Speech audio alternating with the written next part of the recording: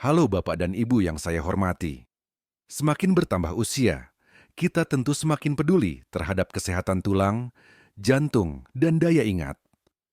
Banyak orang percaya bahwa minum kalsium setiap hari adalah cara terbaik untuk menjaga kesehatan, agar tulang tetap kuat, gigi tidak mudah rapuh, dan terhindar dari osteoporosis. Namun, mungkin Bapak dan Ibu belum tahu, kalsium jika tidak terserap ke tempat yang tepat di dalam tubuh, justru bisa berbahaya. Terutama jika tubuh kekurangan vitamin K2, jenis vitamin yang jarang dibicarakan. Padahal perannya sangat penting. Dalam video ini, saya akan menjelaskan dengan cara yang sederhana dan mudah dimengerti. Kemana perginya kalsium dalam tubuh? Apa fungsi vitamin K2? Mengapa orang lanjut usia rentan kekurangan K2? Dan bagaimana cara mencukupi kebutuhan K2 dengan aman dan efektif? Mari kita pelajari bersama, langkah demi langkah, agar kita bisa menjaga kesehatan dengan cara yang bijak dan ilmiah, tanpa rasa takut atau bingung. Setelah bertahun-tahun bekerja di bidang kardiologi dan geriatri, saya menyadari satu hal yang cukup menyedihkan. Banyak orang lanjut usia yang percaya bahwa cukup dengan minum kalsium secara rutin setiap hari, itu sudah bisa menjaga kekuatan tulang mereka. Namun kenyataannya, saya masih sering menjumpai pasien lansia yang mengalami osteoporosis, nyeri sendi, bahkan patah tulang pinggul, padahal mereka sudah mengonsumsi kalsium selama bertahun-tahun. Mengapa hal ini bisa terjadi? Jawabannya ada pada sebuah fakta yang jarang diketahui. Kalsium tidak bisa menentukan sendiri kemana ia harus pergi dalam tubuh. Tanpa adanya zat pengarah, terutama vitamin K2, kalsium yang diminum justru tidak masuk ke tulang, melainkan menumpuk di tempat-tempat yang sangat berbahaya seperti dinding pembuluh darah, katup jantung, dan jaringan lunak di sekitar sendi. Hasilnya bisa berupa pengerasan arteri, tekanan darah tinggi, penyumbatan pembuluh darah, bahkan risiko stroke. Beberapa studi medis besar, termasuk Women's Health Initiative Study, menemukan bahwa mengonsumsi lebih dari 1000 mg suplemen kalsium per hari dapat meningkatkan risiko kematian akibat penyakit jantung hingga 15-22%, terutama pada usia lanjut. Namun di saat yang sama, tulang tetap keropos, gigi tetap rapuh, dan lutut tetap nyeri. Saya pernah merawat seorang pasien lansia, usianya hampir 70 tahun. Beliau minum suplemen kalsium secara rutin selama 5 tahun, mengikuti petunjuk persis seperti yang tertera pada kemasan. Namun, saat dilakukan pemeriksaan pencitraan pembuluh darah, ditemukan bahwa beliau mengalami kalsifikasi pada arteri karotis dan penyumbatan 30% di arteri koroner. Yang lebih mengejutkan lagi, tulangnya tetap keropos dan akhirnya harus menjalani operasi penggantian sendi panggul. Beliau sangat kaget karena merasa sudah melakukan semuanya dengan benar. Disinilah kita perlu memahami bahwa kalsium hanyalah bahan bangunan, bukan tukang bangunannya. Untuk membangun tulang yang kuat, tubuh membutuhkan tim pekerja yang bisa mengarahkan kalsium ke tempat yang benar, yaitu vitamin D, hormon tulang, dan yang paling penting, vitamin K2. Tanpa K2, kalsium akan tersesat di jalan, dan akibatnya tidak hanya membuat tulang rapuh, tetapi juga membahayakan jantung. Karena itu, sebelum memutuskan untuk terus mengonsumsi suplemen kalsium setiap hari, Bapak dan Ibu perlu bertanya kembali, apakah kalsium itu benar-benar masuk ke tulang? Atau justru sedang diam-diam menumpuk di tempat yang tidak seharusnya? Di bagian selanjutnya, saya akan menjelaskan secara rinci bagaimana kalsium bisa tersesat di dalam tubuh dan mengapa pembuluh darah, bukan tulang, yang seringkali menerima dampaknya terlebih dahulu. Banyak orang percaya bahwa semakin tua, kita semakin perlu mengonsumsi kalsium dalam jumlah besar untuk menjaga kekuatan tulang dan mencegah patah tulang. Keyakinan ini tidak sepenuhnya salah. Tapi pertanyaannya adalah, setelah kalsium masuk ke tubuh, apa yang terjadi selanjutnya? Jika kalsium itu tidak diarahkan ke tulang dengan cara yang tepat, maka ia akan pergi ke tempat lain. Dan sayangnya, tujuan paling umum justru adalah dinding pembuluh darah.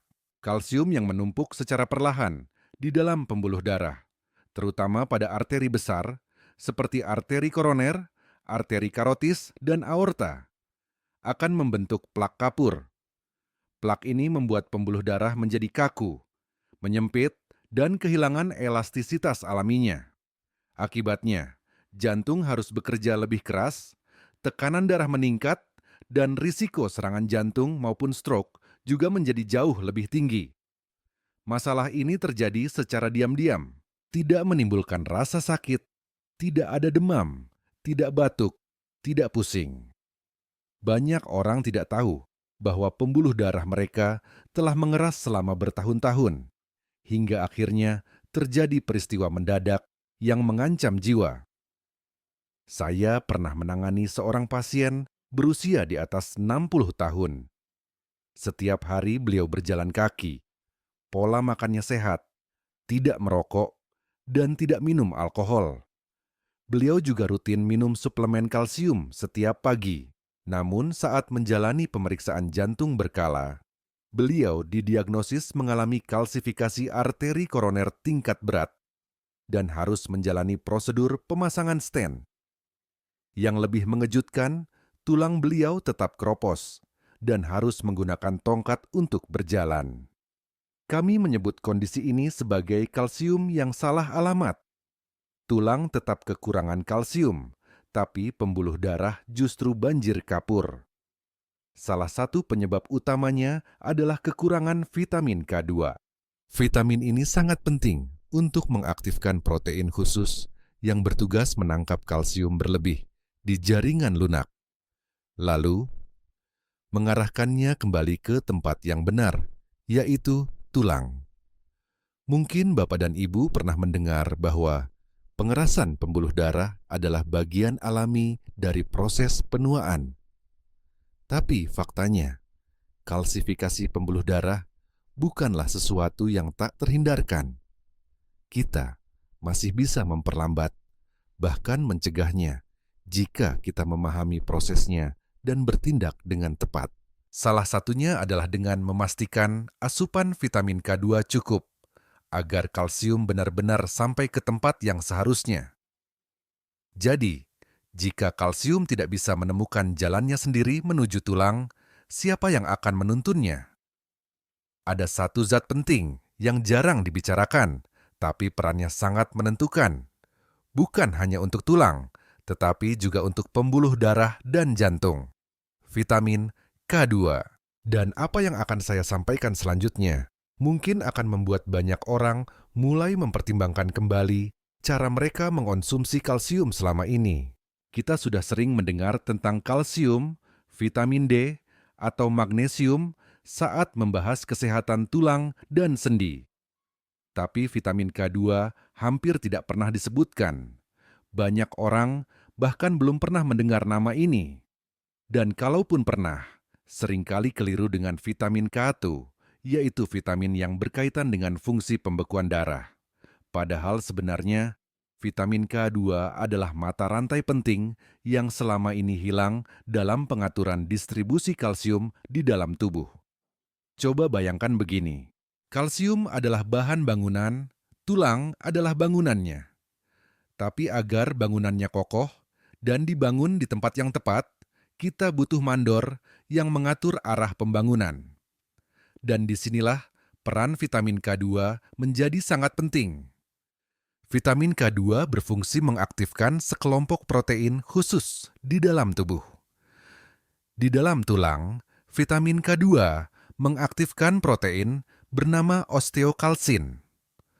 Osteokalsin inilah yang bertugas mengikat kalsium ke rangka tulang, agar tulang menjadi kuat, padat, dan lentur.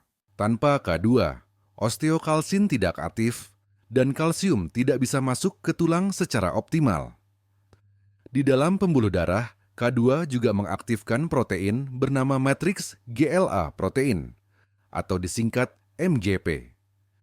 MGP ini berfungsi menangkap kelebihan kalsium yang berada di jaringan lunak atau di dinding pembuluh darah, lalu mengembalikannya ke aliran darah untuk dikirim kembali ke tulang.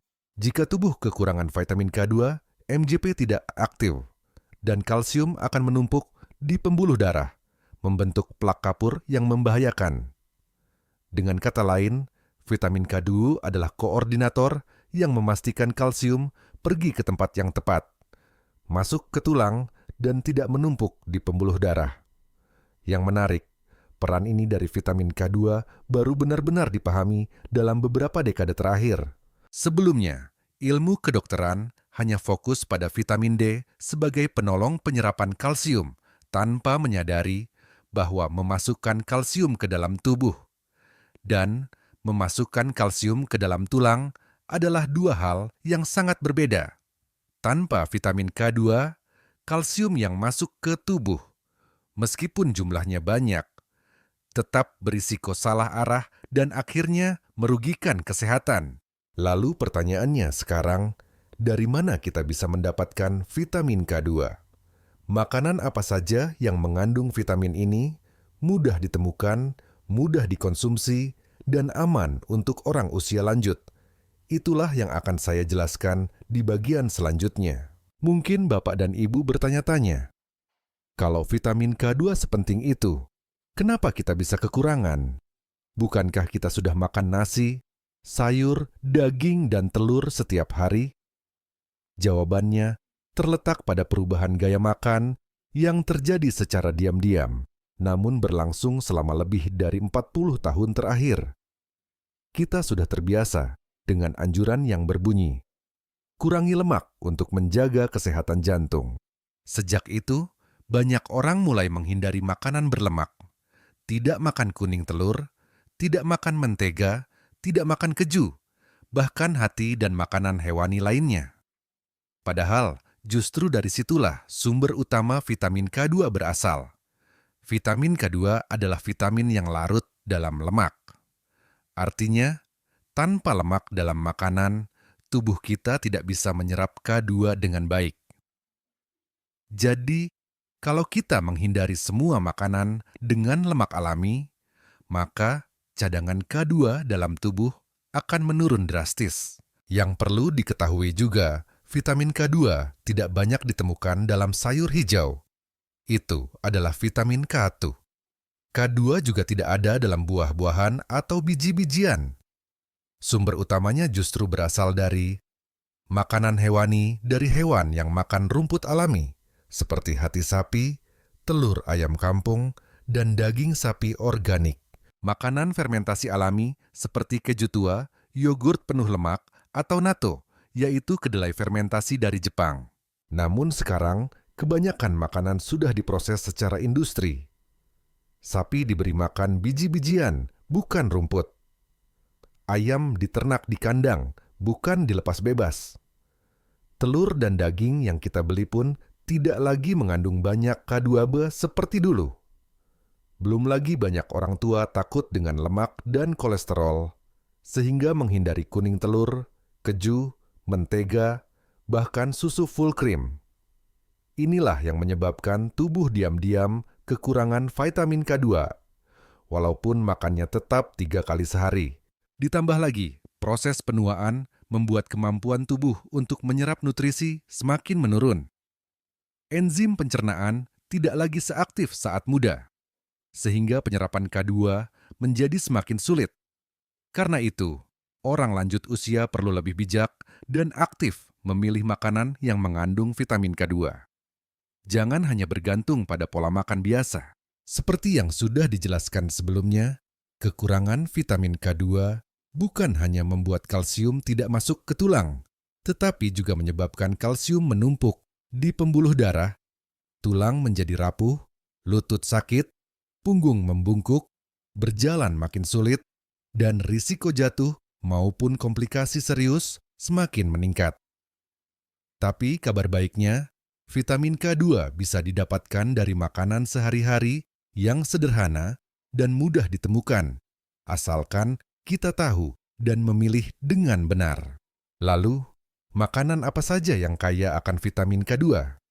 Dan apakah ada cara untuk mencukupi kebutuhan K2 harian tanpa perlu minum obat atau suplemen? Setelah ini, saya akan membagikan daftar makanan terbaik yang kaya vitamin K2, cocok untuk orang tua, mudah dimakan, mudah diserap, dan bisa dimasak sendiri di rumah. Setelah memahami betapa pentingnya vitamin K2, banyak dari bapak dan ibu mungkin bertanya, lalu, saya harus makan apa agar kebutuhan vitamin K2 harian saya terpenuhi tanpa harus minum suplemen? Kabar baiknya, vitamin K2 bukanlah sesuatu yang langka atau mahal. Vitamin ini sebenarnya tersedia dalam berbagai makanan sehari-hari. Asalkan kita tahu caranya memilih, asupan K2 bisa ditingkatkan secara alami, aman, dan mudah diserap tubuh. Berikut ini adalah beberapa kelompok makanan yang kaya vitamin K2 yang sudah terbukti secara ilmiah. Kelompok pertama adalah makanan fermentasi alami. Ini adalah harta karun K2 dari alam. Yang pertama adalah natto, yaitu kedelai fermentasi khas Jepang. Natto mengandung vitamin K2 tertinggi yang pernah tercatat, khususnya dalam bentuk MK7. Sangat efektif untuk kesehatan tulang dan pembuluh darah. Meskipun rasanya unik, jika bisa dikonsumsi 2-3 kali seminggu, hasilnya sangat luar biasa. Berikutnya adalah keju fermentasi alami, seperti Gouda, Edam, Brie, Camembert, atau Jarlsberg. Jenis-jenis keju ini rasanya ringan, teksturnya lembut, mudah dimakan, dan cocok disantap saat sarapan atau camilan sore. Pilihlah keju asli, rendah garam, dan tidak melalui proses industri berat. Yogurt full cream yang difermentasi secara alami juga merupakan pilihan yang baik. Kaya vitamin K2 dan juga baik untuk pencernaan. Bisa dikonsumsi di pagi hari atau malam setelah makan malam. Kelompok kedua adalah makanan hewani dari ternak yang makan rumput alami. Ini adalah sumber utama vitamin K2 dalam bentuk MK4 yang cepat diserap tubuh. Contohnya adalah hati ayam dan hati sapi. Jika berasal dari hewan yang diberi makan rumput alami, kandungan K2-nya sangat tinggi. Bisa dimasak dengan cara dikukus, direbus, atau dibuat bubur, lembut dan mudah dimakan oleh orang tua. Kemudian, telur ayam kampung, terutama bagian kuning telurnya. Ini adalah salah satu sumber K2 paling umum dalam makanan sehari-hari.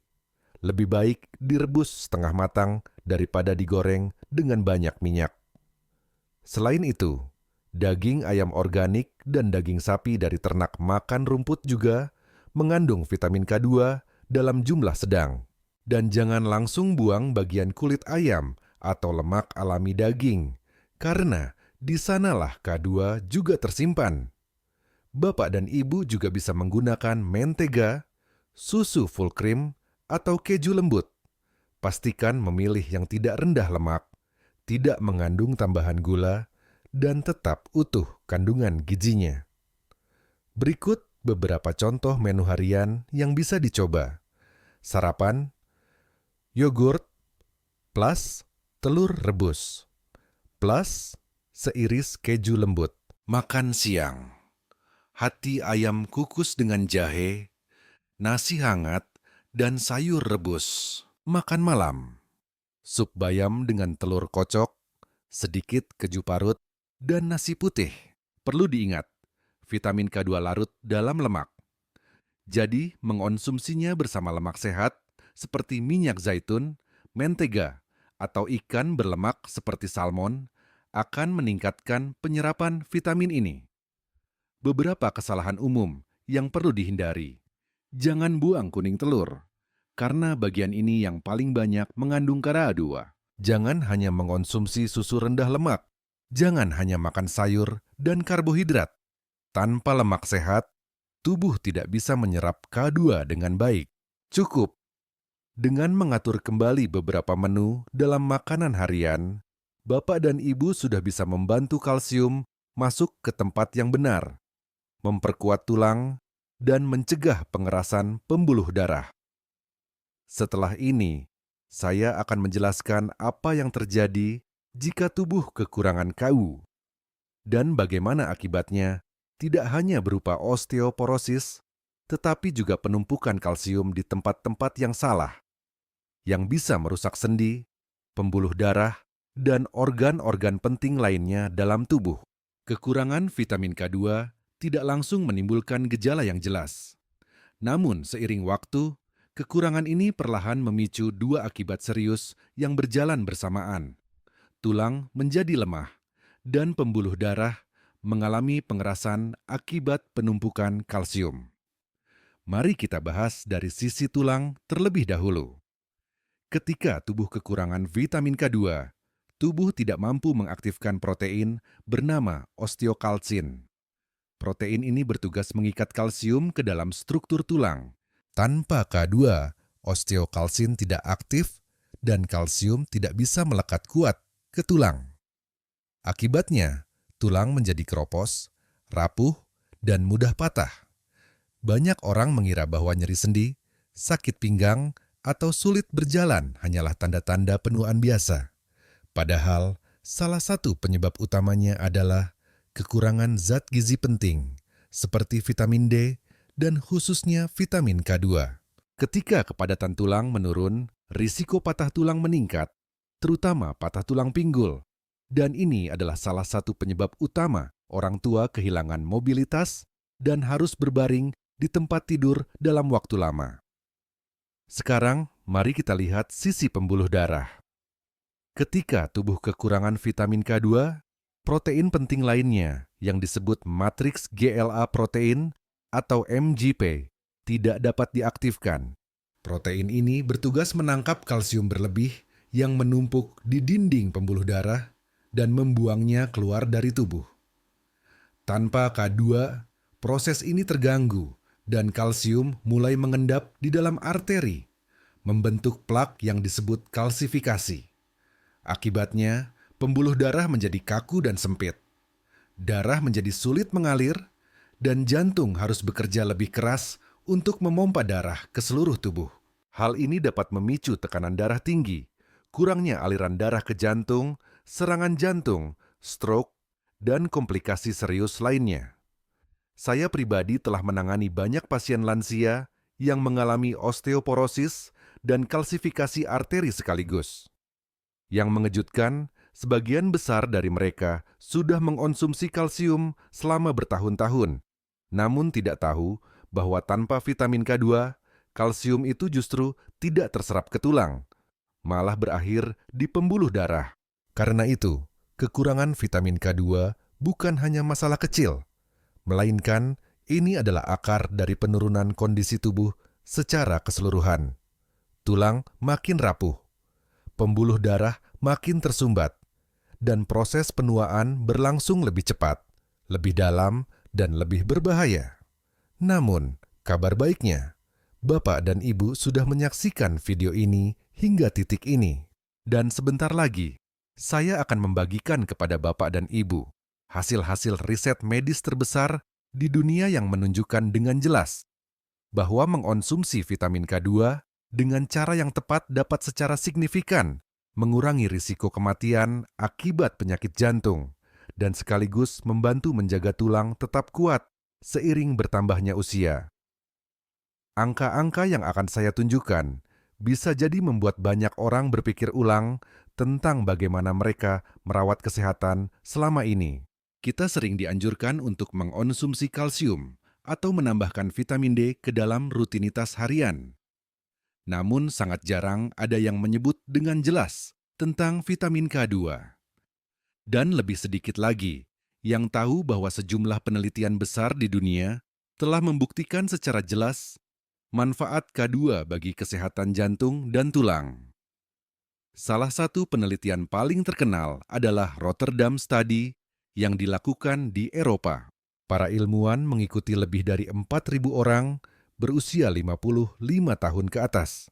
selama 8 tahun. Mereka mencatat jumlah vitamin K2 yang dikonsumsi setiap orang dari pola makannya, lalu mencocokkan dengan berbagai indikator kesehatan seperti kalsifikasi arteri, penyakit jantung, osteoporosis, dan tingkat kematian. Hasilnya sungguh mengejutkan. Orang-orang yang mengonsumsi setidaknya 32 mikrogram vitamin K2 per hari memiliki risiko kematian akibat penyakit jantung yang lebih rendah hingga 50% dibandingkan kelompok lainnya. Tidak hanya itu, risiko kematian akibat penyebab apapun, termasuk kanker, stroke, dan penyakit yang berkaitan dengan usia lanjut, juga turun lebih dari 25%. Ini bukan hasil yang kecil. Mengurangi separuh risiko kematian akibat penyakit jantung hanya dengan satu nutrisi yang jarang disebutkan adalah sesuatu yang bahkan tidak selalu bisa dicapai oleh obat-obatan mahal. Penelitian lain di Inggris juga menemukan bahwa pada orang dengan kadar vitamin K2 rendah dalam darah, tingkat pengerasan pembuluh darah jauh lebih tinggi dan kepadatan tulang menurun lebih cepat seiring waktu. Bahkan, beberapa studi awal juga menunjukkan bahwa vitamin K2 mungkin dapat mengurangi risiko beberapa jenis kanker, seperti kanker hati dan kanker prostat, meskipun hal ini masih terus diteliti lebih lanjut. Poin penting dari semua penelitian tersebut adalah satu kesimpulan yang sama. Vitamin K2 tidak hanya membantu mengarahkan kalsium masuk ke tulang, tetapi juga mencegah kalsium menumpuk di tempat yang salah, yaitu di pembuluh darah. Karena sifatnya yang sangat spesifik dan terarah, banyak ilmuwan menyebut K2 sebagai koordinator kalsium dalam tubuh. Tanpa K2, kalsium bisa menjadi zat yang merusak. Dengan K2, kalsium berubah menjadi sesuatu yang bermanfaat. Saat ini, banyak orang sudah rutin mengonsumsi kalsium dan vitamin D setiap hari. Tapi tanpa K2, semua usaha itu baru menyelesaikan separuh pekerjaan. Agar lebih mudah dibayangkan, vitamin D adalah orang yang membukakan pintu bagi kalsium masuk ke tubuh. Sedangkan vitamin K2 adalah orang yang menunjukkan jalan agar kalsium masuk ke tempat yang benar dan melakukan pekerjaan yang tepat. Tanpa petunjuk arah, kalsium bisa tersesat, dan akibatnya adalah tulang yang tetap rapuh, pembuluh darah mengeras, dan kesehatan perlahan menurun. Sayangnya, banyak orang baru mulai memperhatikan vitamin K2 setelah mengalami kejadian buruk, seperti serangan jantung atau jatuh dan patah tulang. Padahal, jika diketahui lebih awal dan diatasi tepat waktu, hasilnya bisa sangat berbeda. Dan sebentar lagi, saya akan menjawab sebuah pertanyaan penting. Kalau saya sudah minum kalsium selama bertahun-tahun tanpa K2, apakah semuanya sudah terlambat? Jawaban saya adalah, belum terlambat. Dan saya akan jelaskan lebih lanjut di bagian berikutnya. Saya sering menerima pertanyaan serupa dari para pasien lanjut usia. Dokter, saya sudah minum kalsium selama bertahun-tahun, tapi baru kali ini saya dengar soal vitamin K2. Apakah saya sudah terlambat? Jawaban saya selalu sama. Tidak ada kata terlambat untuk mulai merawat kesehatan dengan cara yang tepat. Tubuh kita memiliki kemampuan yang luar biasa, yaitu kemampuan menyesuaikan dan memulihkan diri selama kita memberinya kondisi yang benar. Jadi, jika selama ini Bapak dan Ibu mengonsumsi kalsium dengan cara yang kurang tepat, maka mulai dari hari ini, menambahkan vitamin K2 ke dalam pola makan bisa membantu mengembalikan keseimbangan alami dan mengarahkan kalsium kembali ke tempat yang seharusnya, yaitu ke tulang. Penelitian menunjukkan bahwa dengan mengonsumsi vitamin K2 secara cukup selama beberapa bulan, tingkat pengerasan pembuluh darah bisa membaik. Dan pada saat yang sama, kepadatan tulang pun meningkat, terutama pada usia paruh baya dan lansia. Apakah Bapak dan Ibu sekarang berusia 60, 70, atau bahkan lebih dari 80 tahun? Memulai perubahan hari ini tetap jauh lebih baik daripada terus melanjutkan kebiasaan yang salah selama 1 tahun lagi. Langkah pertama yang bisa Bapak dan Ibu lakukan adalah meninjau kembali pola makan harian. Perhatikan apakah selama ini kita terlalu menghindari lemak, tidak makan kuning telur, menghindari susu full cream, atau hanya makan sayur dan karbohidrat tanpa lemak sehat. Kemudian, cobalah menambahkan makanan fermentasi yang kaya K2, seperti yogurt full cream, keju alami, atau jika bisa, natto. Langkah kecil seperti ini dapat membawa perubahan besar untuk kesehatan di masa depan. Selain itu, Bapak dan Ibu juga bisa berkonsultasi dengan dokter atau ahli gizi untuk mendapatkan saran tepat terkait asupan vitamin K2, apalagi jika memiliki riwayat osteoporosis, tekanan darah tinggi, atau pengerasan pembuluh darah.